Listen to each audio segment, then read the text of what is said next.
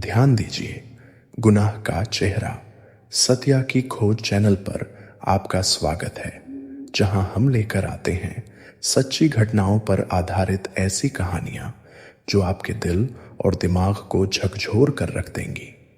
आज की कहानी बेहद जबरदस्त और दिलचस्प है, जिसे सुनकर आप हैरान रह जाएंगे।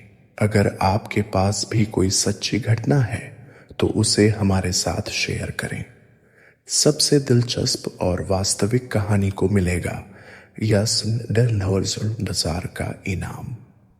अपनी कहानी के साथ अपने शहर का नाम लिखकर हमें भेजें। कौन जाने अगली कहानी आपकी हो। चैनल को सब्सक्राइब करें, वीडियो को लाइक करें और इसे ज्यादा से ज्यादा शेयर करें ताकि ये रोमांचक कहानियां हर किसी तक पहुंच सकें। आइए अब बिना वक्त गंवाए बढ़ते हैं आज की धमाकेदार कहानी की ओर।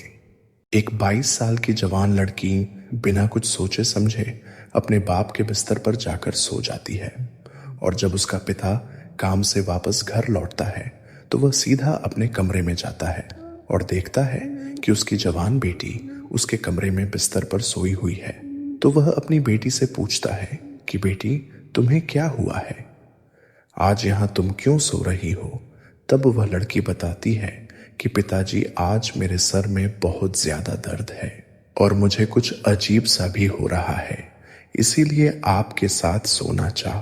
फिर उसके पिता खाना वगैरह खाकर अपने बिस्तर पर जाकर उसके साथ लेट जाते हैं, और जब रात के तकरीब 12 बजता है तब उसकी बेटी धीरे धीरे करके अपने पिताजी के पास खिसक कर आती है और पिताजी के बदन पर हाथ फेरने लगती है।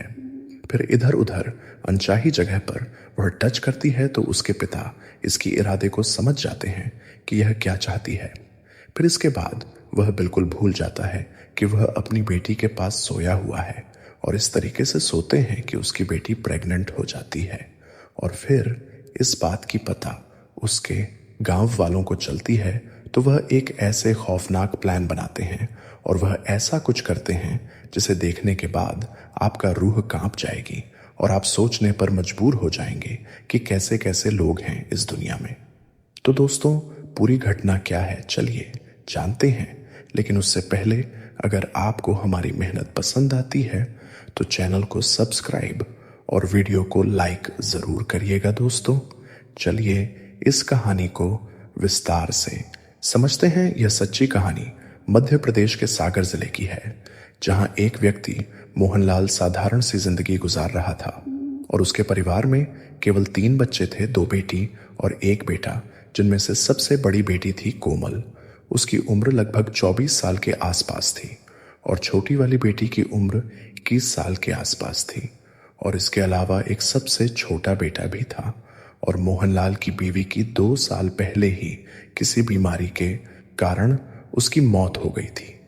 फिर जब 6 महीने का वक्त गुजर जाता है तो एक दिन अचानक मोहनलाल के मन में ख्याल आता है कि अब मुझे शायद दूसरी शादी कर लेनी चाहिए। लेकिन दूसरी शादी भी वह अपने बच्चों की इजाजत के बगैर नहीं कर सकता था। तो इसलिए एक दिन वह अपनी बड़ी बेटी से जाकर इस बारे में बातचीत करता है और कहता है कि बेटी, तुम बताओ, दूसरी शादी करने के बारे में मैं सोच रहा हूं ताकि तुम लोगों की देखभाल अच्छे से हो सके। हालांकि उसके पिता का कुछ और इरादा था, इसलिए वह अपनी दूसरी शादी करना चाहता था, क्योंकि उसके अंदर कुछ कुछ करने का इरादा पनपता ही रहता था और वह किसी के साथ मजे करने के लिए हर बार सोचते रहता था। मगर वह अपनी बेटी को किसी भी तरह हाँ कहलवान चाहता था कि वह शादी कर ले, लेकिन उसकी बेटी ना कह देती है और शादी करने से मना कर देती है। फिर इसके पिता बिना कुछ बोले अपने रूम में आकर बैठ जाते हैं और कुछ सोचते हैं कि आखिर अपने अंदर की जोश को कैसे बुझाऊं, कैसे इसे शांत करूं। तो उनके मन में एक ख्याल आता है कि मैं अपनी पड़ोसन मालती को ही पटा लूं, क्योंकि उसका पति हमेशा बाहर ही रहता है और बेटा शहर में रहकर पढ़ाई करता है, जिससे मुझे काफी दावबाजी मिलेगा। फिर वह अपनी पड़ोसन मालती को पटाने के लिए नए नए कपड़े पहनकर जैसे ही बाहर निकलता है तो उसकी बेटी कहती है कि पिताजी, क्या बात है, आज आप बड़े नए नए कपड़े पहने हैं। तो उसके पिता कहते हैं कि कुछ नहीं, आज मुझे मन किया था इसलिए पहना हूं। तो उसकी बेटी कहती है कि आज आप काफी स्मार्ट दिख रहे हैं। फिर उसके पिता उसकी बात सुनकर हंसते हैं और उस पड़ोसन मालती के घर जाते हैं।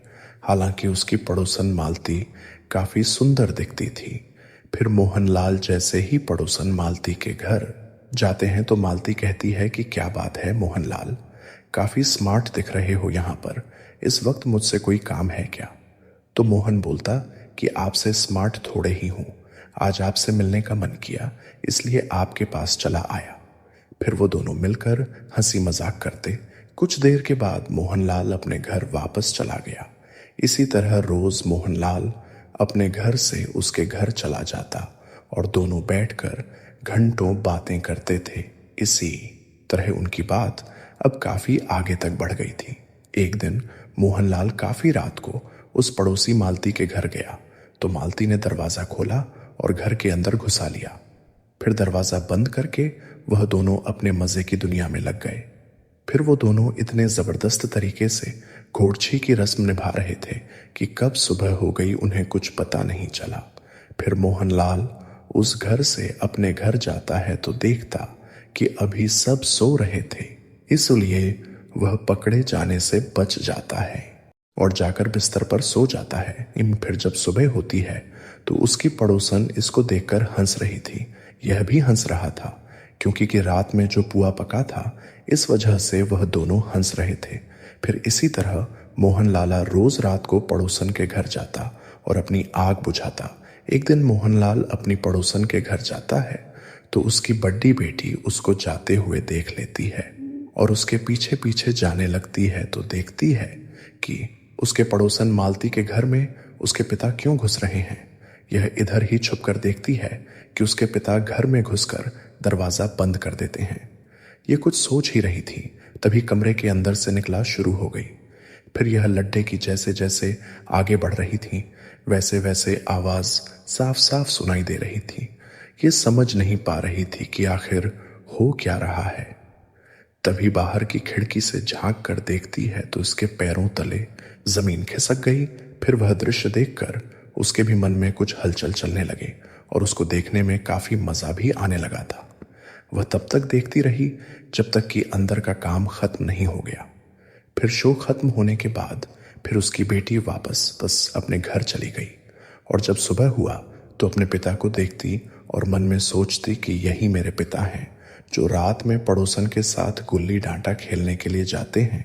इसी तरह उसकी बेटी भी रोज रात को अपने पिता और पड़ोसन के नागिन डांस देखकर आती जाती थी। अब इसको भी देख कर खुद सवार हो चुका था। इसके भी मन में नागिन डांस के लहर उठ चुका था और वह सोचने लगी थी कि किसी भी तरह से वह उस सुख का आनंद ले। फिर एक दिन जब उसके पिता खाना खा रहे थे तो यह उनके पास जाती है और बैठकर अपने पिता को नीचे से ऊपर तक देखने लगती है। तो उसके पिता बोलते हैं कि बेटी आज क्या है, इतने खुश नजर आ रही हो। फिर उसकी बेटी बोलती है कि कुछ नहीं पिताजी, आज आपको देखकर मुझे बहुत खुशी मिल रही है। इस बात को सुनकर उसके पिता थोड़े मुस्कुराते हैं और फिर खाना खाकर वहां से काम के लिए चले जाते हैं और इधर उसकी बेटी के मन कहीं और भटक चुका था। फिर शाम के समय उसके पिता काम पर से घर वापस लौटे तो देखा कि उसकी बड़ी बेटी स्नान यानी नेहा रही थी। तो उसके पिता घर के हॉल में ही बैठ गए क्योंकि आपके रूम में जाने के लिए उस स्नान घर से होकर जाना पड़ देता था। फिर कुछ देर बाद उसकी बेटी नीर वस्त्र कपों में बाहर निकलती तो उसके पिता उसको देख लेते हैं जो दिखने में काफी सुंदर गोरी चिकनी थी। फिर इसके पिता मोहनलाल देखे तो देखते ही रह गए। फिर जैसे ही उस लड़की की नजर उसके पिता पर गई तो पैरों तले जमीन खिसक गई और सोचने लगी कि इस हालत में मेरे पिता ने मुझे देख लिया है, जिससे वह काफी शर्मा भी रही थी। फिर उसके पिता उसके पास गए और अपनी बेटी से बोला कि बेटी तुम शर्माओ मत, तुम काफी सुंदर दिख रही हो, तुम बिल्कुल अपनी माँ की तरह दिख रही हो। इतना कहकर मोहनलाला वहां से चला जाता है और जब रात हुई तो मोहनलाल फिर से अपनी पड़ोसन के पास जाता है और पीछे पीछे उसकी बेटी भी चली जाती है और अंदर का नजारा देखकर यह भी मजे लेने लगती है। फिर कुछ दिन बाद मोहनलाल काम पर से घर वापस लौटते हैं और अपने रूम में जाते हैं तो देखते हैं कि उनकी बेटी आज उनके पर लेटी हुई है। तब उन्हें लगता है कि शायद उसकी तबीयत वगैरह खराब होगी, इसीलिए वह यहाँ लेटी हुई है। और बस यही जानने के लिए जब मोहनलाल अपनी बेटी को नींद से जगाकर पूछते हैं तो कि बेटी आखिर तुम्हें क्या हुआ है, तुम यहाँ पर क्यों सो रही हो, तब वह कहती है कि पता नहीं, आज मुझे कुछ कुछ हो रहा है, इसलिए आज मैं अपने कमरे में नहीं सो रही हूँ और मैं आज आपके साथ सोना चाहती हूँ। फिर मोहनलाल यह बात सुनते हैं तो वह कहते हैं कि चलो ठीक है, कोई बात नहीं, तुम यहीं पर सो जाओ और मैं भी खाना वगैरह खा कर आता हूँ और फिर मैं भी सो जाऊंगा। फिर मोहनलाल खाना खाते हैं और अपने बिस्तर पर आकर लेट जाता है और जब रात के तकरीब 12 सिलज़रेरो बजता है तब उसकी बेटी धीरे धीरे करके अपने पिताजी के पास खिसक कर आती है और पिताजी के बदन पर हाथ फेरने लगती है। फिर इधर उधर अनचाही जगह पर वह टच करती है तो उसके पिता इसकी इरादे को समझ जाते हैं कि यह क्या चाहती है। फिर इसके बाद वह बिल्कुल भूल जाता है कि वह अपनी बेटी के पास सोया हुआ है और दोनों अपने काम में लग जाते हैं।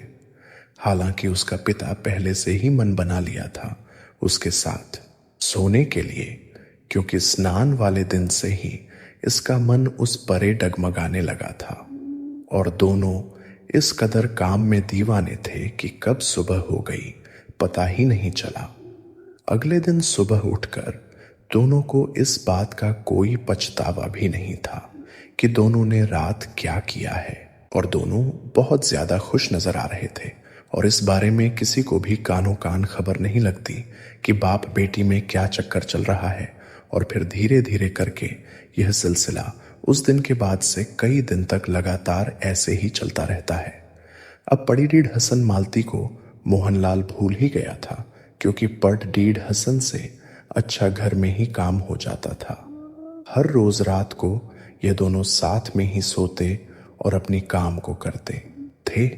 लेकिन एक दिन हद तो तब हो जाती है जब रोज रात को संबंध बनाने की वजह से कोमल अपने बाप मोहनलाल से ही प्रेग्नेंट हो चुकी थी, यानी वह उसके ही बच्चे की मां बनने वाली होती है। दोस्तों, कितनी शर्मनाक बात यह थी, भला कोई बाप इतनी हद तक कैसे गिर सकता है।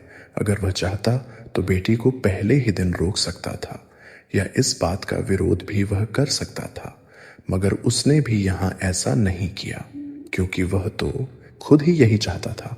हालांकि शुरुआत में तो किसी को कुछ नहीं पता चला, मगर एक दिन न जाने कैसे यह बात घर की चार दीवारी के बाहर चली जाती है और शायद बच्चों की वजह से हुआ आसपास के लोगों को पता चल जाता है।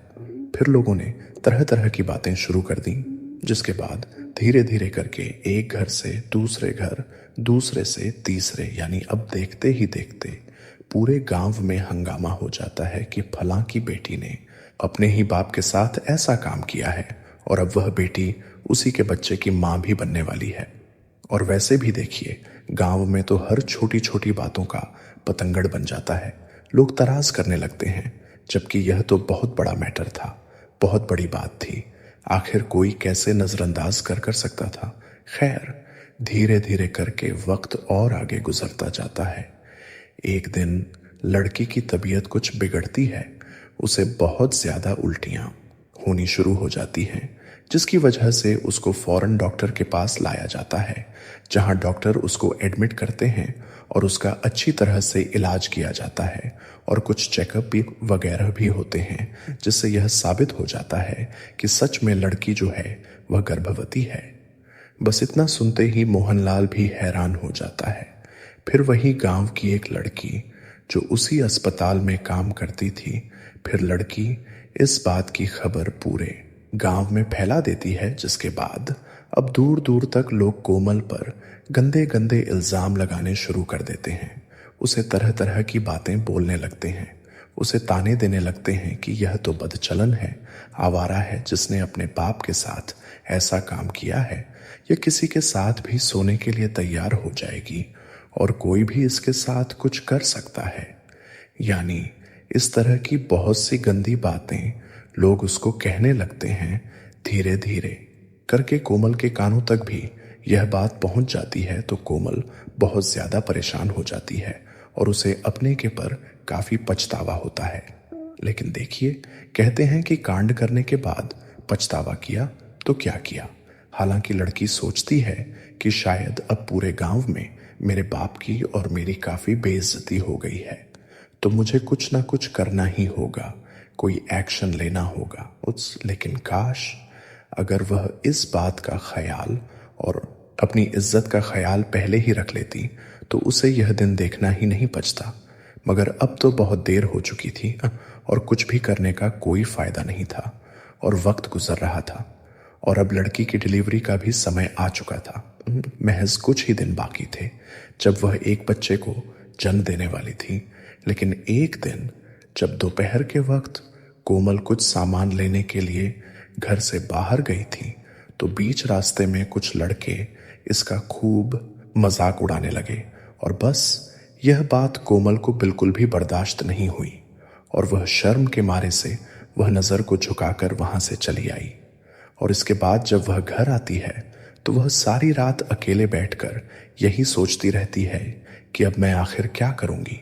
पूरे गांव में मेरे चर्चे फैल चुके हैं, लोगों को मेरी सच्चाई पता चल चुकी है, सब लोग मेरा मजाक बना रहे हैं, साथ ही ऐसे में मेरे और मेरे बाप का नाम भी बदनाम हो चुका है। मैं तो खैर मुंह दिखाने लायक नहीं बची हूं और आखिर अब मेरा जीकर क्या फायदा, जीकर मैं क्या करूंगी, कहां जाऊंगी। बस इसी तरह कोमल बहुत ज्यादा परेशान हो जाती है और पूरी रात वह ऐसे ही सोचती रहती है।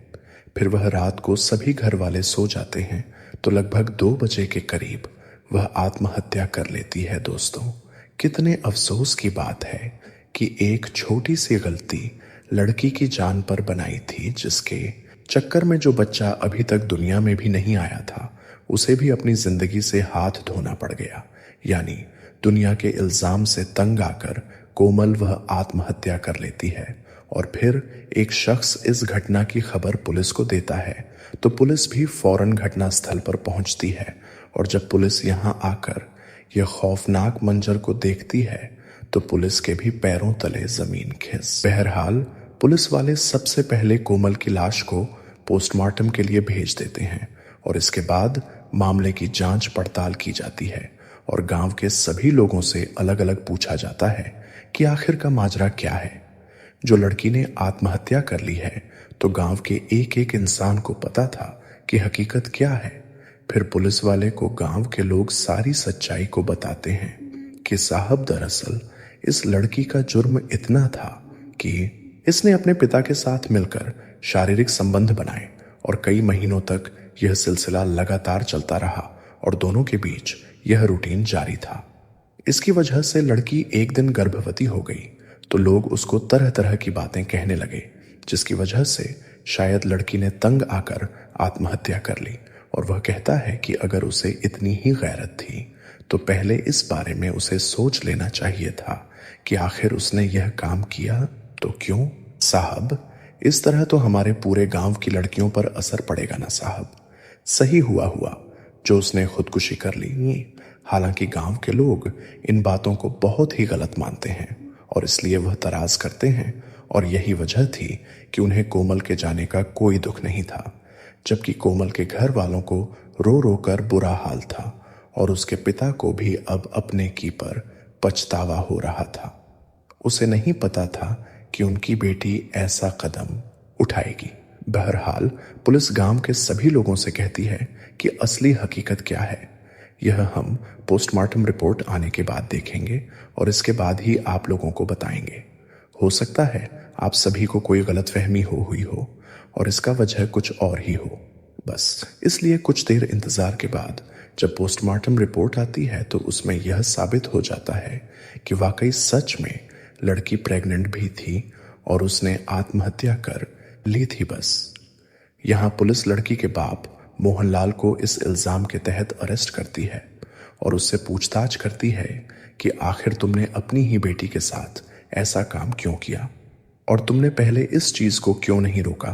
तो वह बताता है कि मैं अपनी बेटी से दूसरी शादी करने की बात किया करता था, मगर शायद उसे मेरी दूसरी शादी से तराज था, इसलिए उसने खुद ही मेरे साथ ऐसा काम कर लिया। अपनी मर्जी से वह रोज मेरे साथ ऐसा किया करती थी, क्योंकि मैं भी इतना मदहोश हो चुका था कि मैंने भी इसका कोई विरोध नहीं किया। सब कुछ मोहनलाल की वजह से ही होता है। इसलिए पुलिस कोमल की मौत के इल्जाम में मोहनलाल को गिरफ्तार करती है और उसे कड़ी से कड़ी सजा दिलाई जाती है।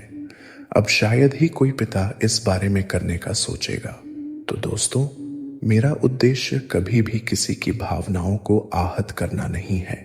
यह सामग्री केवल शैक्षिक उद्देश्य से प्रस्तुत की गई है ताकि समाज में सकारात्मक बदलाव लाया जा सके। धन्यवाद आपका। धीमा सस्पेंसफुल टोन में शुरू करें इंट्रो। हर गुनाह के पीछे छुपा एक चेहरा, सच्चाई की परतों में दबी एक गाथा। आओ देखो सुनो ये कहानियां, यहाँ है गुनाह का चेहरा, सत्य की खोज, सत्य की खोज। अंतराय यहाँ हर कहानी में है एक राज, अंधेरों के पीछे छुपा है अल्फाज। कभी खौफ कभी दर्द की बातें, सच और झूठ की खोले परछाइयाँ। गुनाह का चेहरा, सच्चाई की आवाज, हर जुर्म के पीछे छुपा कोई राज। गुनाह का चेहरा, सत्य की खोज, सस्पेंस से भरी अनोखी बात।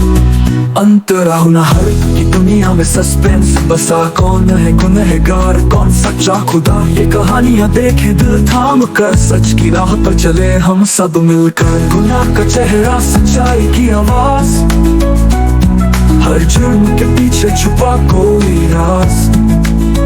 गुनाह का चेहरा, सत्य की खोज, सस्पेंस से भरी अनोखी बात। अंतराह गुनाह का चेहरा, सच्चाई की आवाज, हर जुर्म के पीछे छुपा कोई राज। गुनाह का चेहरा, सत्य की खोज, हर एपिसोड एक नई शुरुआत। अंतराह गुनाह का चेहरा, सच्चाई की आवाज, हर जुर्म के पीछे छुपा कोई राज। गुनाह का चेहरा।